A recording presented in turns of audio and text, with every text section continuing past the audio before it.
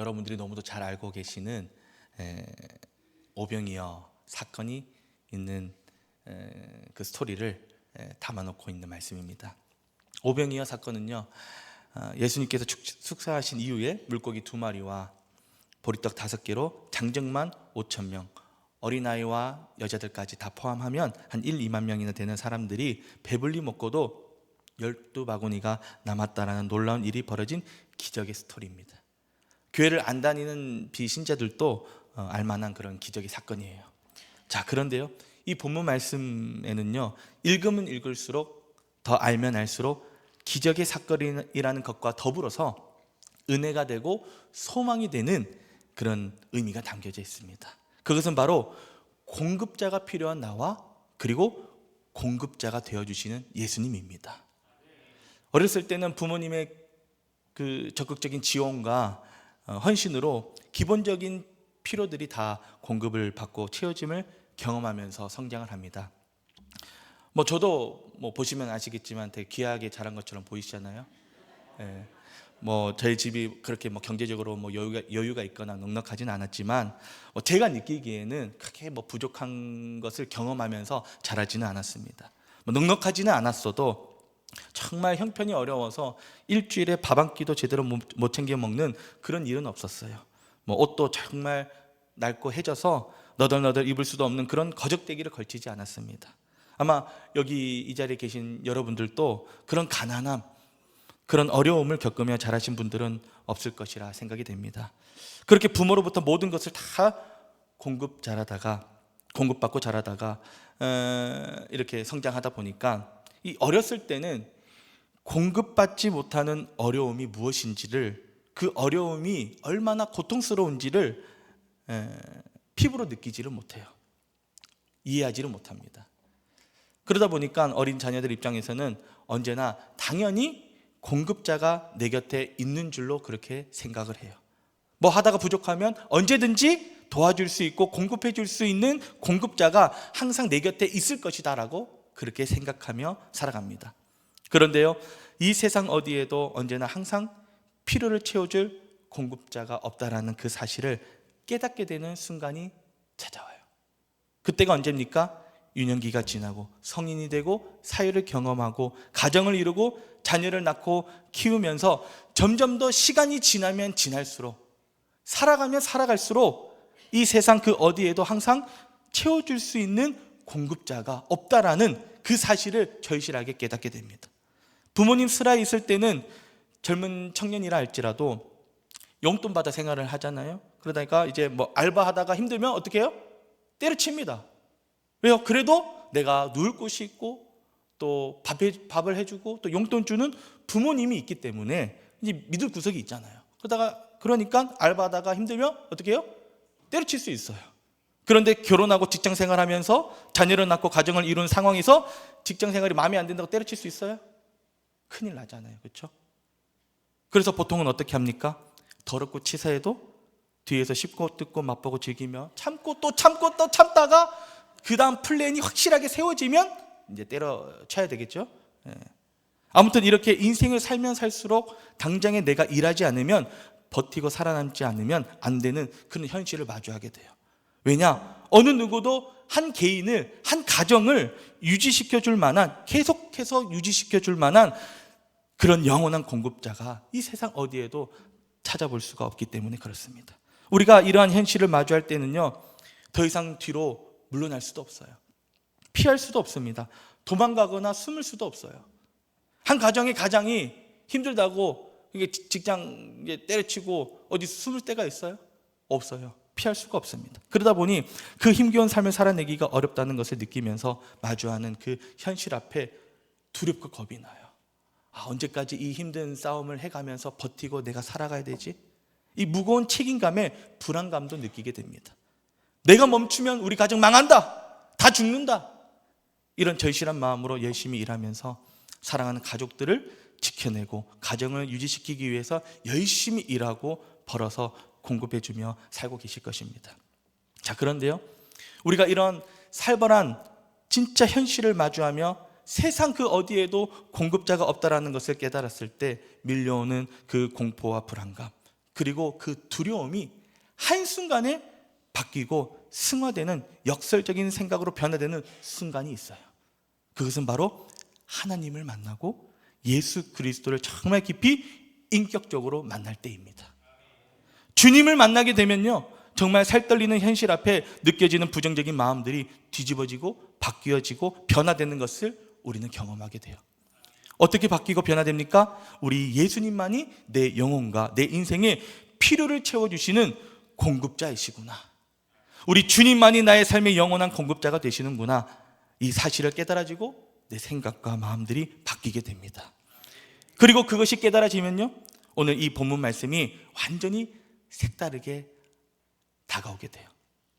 이전에는 오병이어 사건을 단순히 예수님이 물고기 2마리와 보리떡 5개로 수많은 허기진 사람들을 배불리 먹이고도 남기신 그 기적의 사건으로만 이해하고 있었지만, 그러나 이제는 이 말씀이 완전히 다른 말씀으로 내 마음에 와닿게 됩니다. 먼저는 빈들에 앉아있는 사람들의 처지가 꼭 나와 같다라는 그런 생각을 하게 돼요. 이 빈들에 앉아있는 사람들, 지금 5,000명 아니면 어린아이 여자들까지 합쳐서 한 1, 2만 명 되는 이 사람들의 처지가 나와 같다라는 것을 발견하게 됩니다.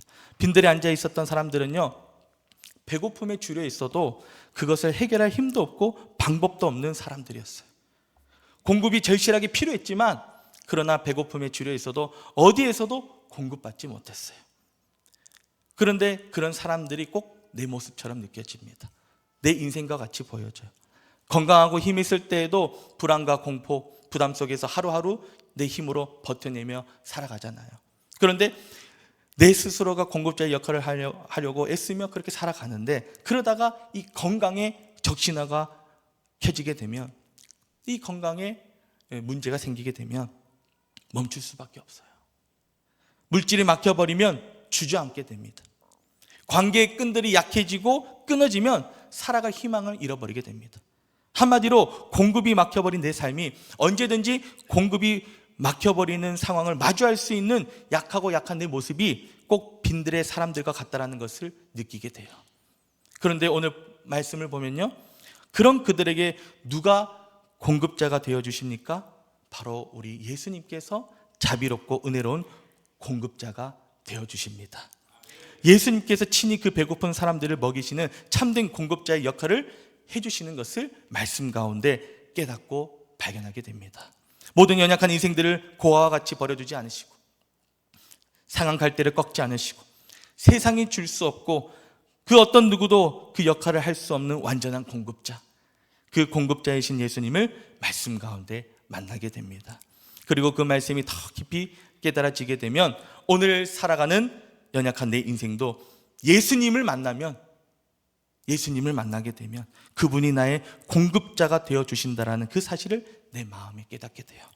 그러면 이 말씀이 그저 놀라운 기적의 사건을 기록해 놓은 말씀으로만 다가오지 않을 것입니다.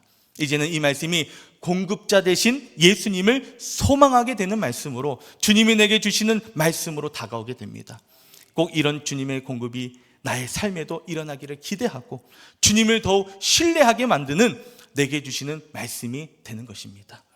바라기는 우리가 다시 한번 오늘 본문 말씀을 천천히 이렇게 살펴보면서 이런 깨달음이 있고 이런 소망을 다 함께 품으시기를 바랍니다. 오늘 본문에 나오는 오병이어의 기적을 체험했던 사람들은요, 실제적으로 정말 불쌍한 처지에 놓여 있었던 그런 사람들이었습니다. 그들은 예수님이 오셨다는 그 소식을 듣자 많은 무리를 지어서 예수님을 따르게 됩니다. 그리고 빈들에 앉아서 예수님의 가르침을 받게 돼요. 그런데 날이 어둑어둑해지고 저녁이 되었는데도 그때까지 사람들이 배를 쫄쫄 굶고 있었어요. 우리가 수련회를 하고 집회를 해도 밥은 먹고 하잖아요. 그런데 밤이 되도록 이들은요, 배를 쫄쫄 굶고 있었어요.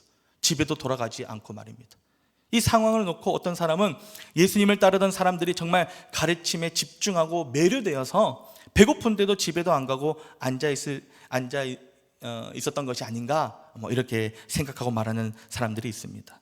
그러나 이때 당시에 역사적인 사실과 배경을 이해한다면 그들이 처한 상황을 우리가 조금이라도 알고 공감할 수가 있어요. 당시 이스라엘 사람들이 경험해야 했던 실제적인 삶은요, 정말 처절했습니다. 처참했어요. 역사적으로 보면 이스라엘은 로마의 식민지 생활을 하고 있었습니다. 그래서 현실적으로 많은 것을 착취당했기 때문에 그들에게 있어서 가난은 당연한 생활이었어요. 가난은 언제나 내 친구, 가난이 항상 따라다녔어요. 그리고 우리나라 일제강점기 때도 일본 앞잡이가 있었잖아요. 그리고 정치꾼들은 자신들의 탐욕을 채우기 위한 그런 압제와 착취를 일삼았던 것처럼 이때 당시에도 이스라엘의 그 정치, 종교 지도자들은요, 백성을 자신들의 탐욕을 채우기 위한 압제와 착취의 대상으로 삼았어요. 이렇다 보니까 이스라엘 일반 백성들에게는 가난이라는 것은요, 언제나 항상 같이 따라오는 그런 옵션과 같았어요. 늘 그들과 함께 따라다녔습니다. 그것을 증명하는 것이 바로 1, 2만 명이나 되는 사람들이 빈들에 앉아 있었는데도 불구하고 오직 어린아이 하나가 내놓은 오병이어 도시락 말고는 먹을 것이 없었다라는 그런 사실입니다. 누구 하나 물질로 헌신하는 사람도 없었어요. 그러니까 오병이어의 기적을 체험했던 사람들은 현실적으로 정말 불쌍하고 가난에 놓여 있었던 사람들이었습니다.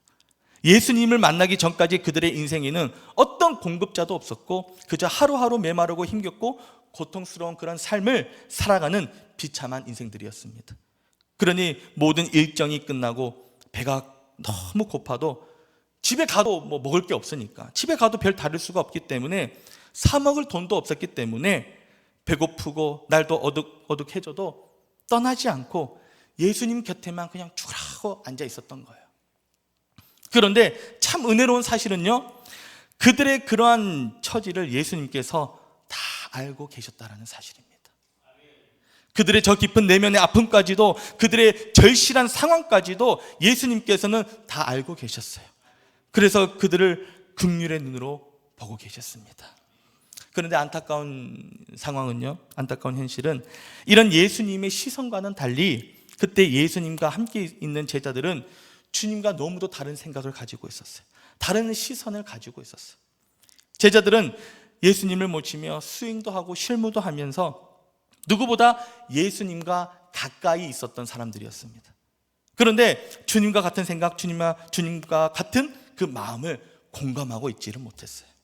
오히려 제자들은요, 당장 눈앞에 보이는 현실만을 바라보고 생각을 하게 됩니다. 겉에 보이는 현실적인 문제들만을 생각하고 바라보게 돼요. 그러다 보니 이들은 저 무리들의 그 깊은 내면의 상황을 보지 못하게 됩니다.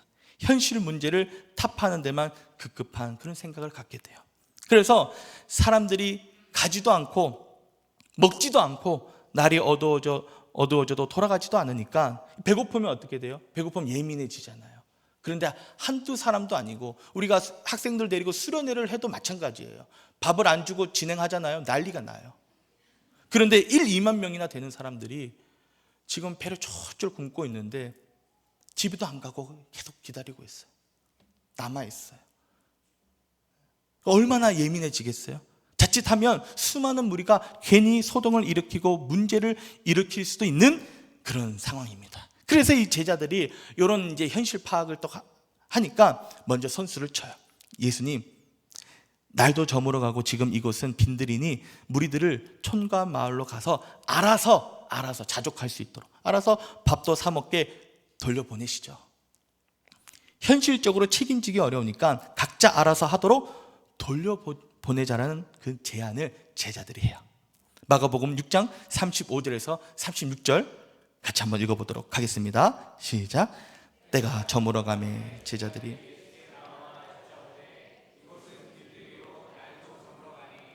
무리를 보내어 두루 촌과 마을로 가서 무엇을 사 먹게 하옵소서.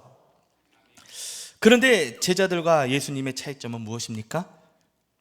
주님은 우리의 모든 내면의 아픔과 고통과 내 상황과 내 처지를 다 보시고 알고 계시는 분이십니다. 아무리 우리가 겉으로 아닌 척을 해도 모든 영혼들의 깊은 상처와 아픔 그리고 그 결핍을 헤아려 주시는 분이 바로 우리 예수님이세요. 그러다 보니까 예수님은 그 제자들의 요청에 오히려 전혀 반대되는 명령을 하십니다. 너희가 먹을 것을 주라. 마가복음 6장 37절 같이 한번 읽어보도록 하겠습니다. 대답하여 이르시되 너희가 먹을 것을 주라 하시니. 예수님께서 이렇게 제자들에게 말씀을 하시니까 그 옆에서 계산이 빠른 빌립이 이렇게 대답을 해요. 예수님, 이 많은 사람들을 다 먹게 하려면 200데나리오나 필요할 것입니다. 아니, 그것도 부족할지도 몰라요. 요한복음 6장 7절입니다. 같이 한번 읽어보겠습니다. 빌립이 대답하되 각 사람으로 조금씩 받게 할지라도 200데나리온의 떡이 부족하리이다. 200데나리온은 지금으로 환산하면 약 2천만 원 정도 되는 그런 금액이에요. 사실 이 정도의 금액으로 2만 명의 배를 채운다는 것은요, 쉽지 않을 것입니다. 여기 식당 봉사위원회 계시죠? 이 계산이 돼요? 안 되겠죠? 이 정도 금액으로는 안 된다고 고개를 끄덕이셨어요. 안 돼요, 안 돼요. 2천만 원으로 2만 명 못 먹입니다. 그래서 어쩌면 그 빌립의 주장이 틀렸다라고는 할 수는 없어요. 그러나 문제는 제자들이 벌써 계산기를 두드려보고 이거 감당하기 어려우니까 사람들을 돌려보내야지라는 판단을 먼저 내렸다라는 거예요. 저 불쌍한 영혼들을 돌보는 생각까지는 못했다라는 것입니다. 그러나 예수님의 마음은 전혀 다르셨어요. 저 수많은 무리들이 어디서도 공급받지 못하는 처절한 상황이라는 것을 아셨고 공감하셨습니다. 어떤 보호받는 테두리 없이 방황하고 있는 인생들이라는 것을 알고 계셨어요. 지금 저들이 어디로 가야 할지 몰라 허기짐을 참으며 그저 빈들에 앉아있는 그 모습이 지금까지 저들이 지내왔던 삶의 환경이었고 상황이었다라는 것을 주님은 아시고 그들을 불쌍히 여기셨습니다. 마가복음 6장 34절 같이 한번 읽어보겠습니다. 예수께서 나오사 큰 무리를 보시고 그 목자 없는 양 같음으로 인하여 불쌍히 여기사. 아멘. 사실 주님은 그 무리들을 이미 먼저 보시면서 그 마음, 그 긍휼의 마음을 먼저 갖고 계셨어요. 그래서 예수님의 마음은 그들을 돌려보내는 것이 아니라 어떻게 해서든 붙들어 놓고 또 붙들어 놔서 주님의 긍휼하심과 주님의 자비하심으로 그들의 필요를 채워주고 싶으셨어요. 공급자가 필요한 자들에게 기꺼이 공급자가 되어주시기를 원하셨던 것입니다. 자, 그런데 생각을 해보세요. 현실적으로는 그 수많은 무리들의 허기짐을 채워줄 방법이 전혀 보이지가 않습니다. 안 그래도 가난한 무리들인데 실제로 이들이 갖고 있는 양식을 파악을 해보니까 어린아이의 한 끼 도시락 정도밖에 안 되는 그런 물고기 2마리와 보리떡 5개, 이게 전부였던 거예요. 정말 깝깝한 상황입니다. 그런데요, 여러분, 공급이 필요한 사람에게 언제 기적이 일어나고 놀라운 채움의 역사가 일어나는지 아십니까? 바로 그가 공급자의 눈에 들어오게 되고 공급자의 마음에 불쌍함을 느끼게 할 때 기적이 일어나게 됩니다. 역사가 일어나게 돼요. 인생의 방황 중에 어디에도 의지할 곳 없어 허기지고 굶주리며 아픔을 가진 채 그냥 예수님 곁을 떠나지 아니하고 하염없이 기다리고 또 기다리다 보니까 예수님의 마음에 그들이 불쌍함으로 여겨지게 됩니다. 필요를 꼭 채워져야 하는 영혼들로 비춰지면서 주님을 감동시키게 된 것입니다. 그러자 그때 예수님은 어린아이 하나가 들고 온 작은 도시락을 가져오도록 명령합니다. 그리고 그것을 가지고 축사하신 후에 그것을 제자들에게 건네주어 잔디 위에 앉은 무리들에게 나눠주도록 합니다. 마르지 않는 생명수의 근원과도 같으신 예수님께서 친히 공급자가 되어주셔서 강력한 생명의 물줄기를 허기진 인생들에게 흘려보내어 주신 것입니다. 그러자 생수이신 주님을 통해 그곳에 앉아있는 모든 사람들이 기적과도 같은 놀라운 공급을 체험하게 됩니다. 나눠주고 또 나눠주고 먹고 또 먹어도 줄지 않는 놀라운 주님의 축복을 경험하게 돼요. 명명만 이 배고픔의 문제를 해결받은 것이 아니에요.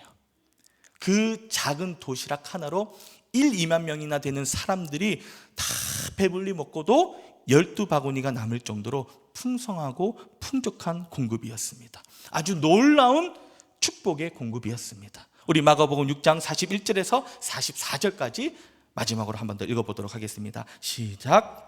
예수께서 떡 5개와 물고기 2마리를 가지사 하늘을 우러러 축사하시고 떡을 떼어 또 물고기 2마리로 모든 사람에게 나누심에 다 배불리 먹고 남은 떡 조각과 물고기를 12바구니에 차게 거두었으며 떡을 먹은 남자는 5,000명이었더라. 아멘. 사람은요, 현실 속에 있는 것으로 문제를 해결하려고 해요.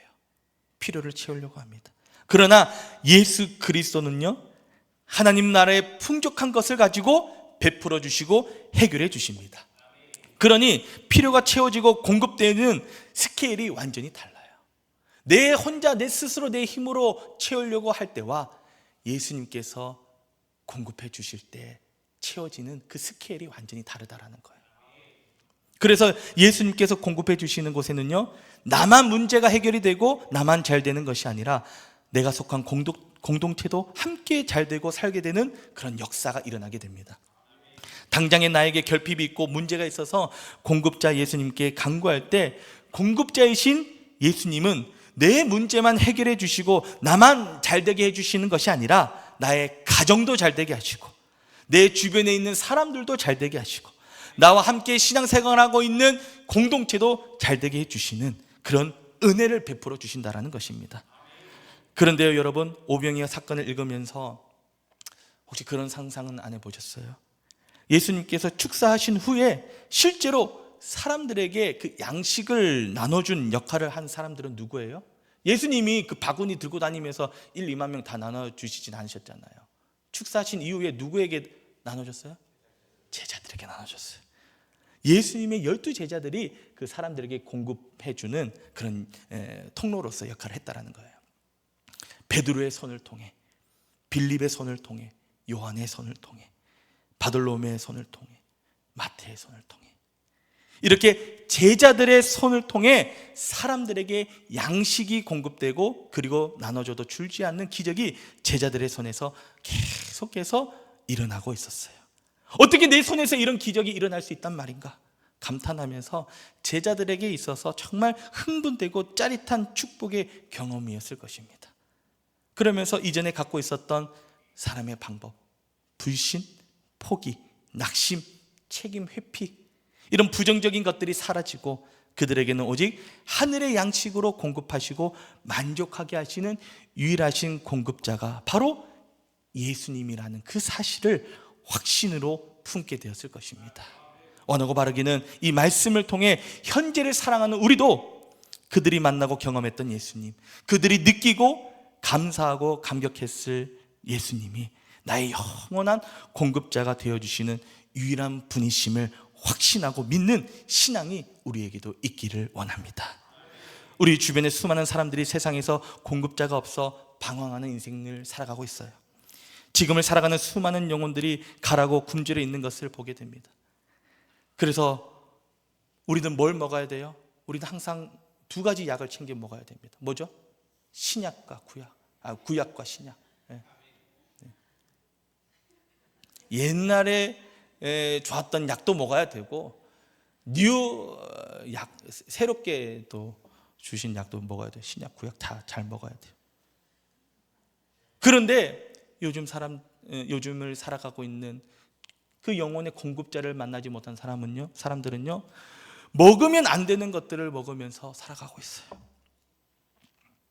자신들의 그 영혼이 가라고 참 필요가 채워져야 되고 공급자가 너무도 필요한데 그 공급자를 제대로 만나지 못하니까 먹으면 안 되는 것들을 먹으면서 살아가고 있어요. 힘이 있고 꿈이 있고 에너지가 넘치는 젊은이들이 그 영혼이 공급자를 만나지 못해 방황하면서 마약에 손대는 사건들을 우리는 뉴스를 통해 아마 여러분들도 접하셨을 거예요. 특히 우리나라의 전국대학 동아리 순위 1, 2위 하는 그런 최고의 엘리트 명문대생들로 이루어진 그런 동아리가 알고 보니까 마약 동아리였다라는 그 사실을 뉴스를 통해 접하면서 지금의 사람들이 얼마나 영적으로 죽어 있고 방황하고 있는 시대인지를 절실하게 깨닫고 느끼게 됩니다.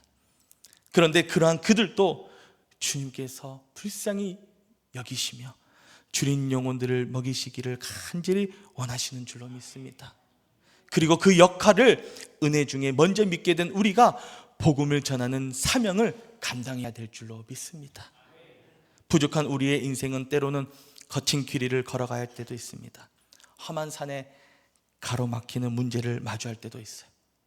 끊임없이 나를 도와주고 필요를 채워줄 공급자가 간절히 필요한 인생이라는 그 사실을 뼈저리게 느끼며 우리는 인생을 살아가고 있습니다.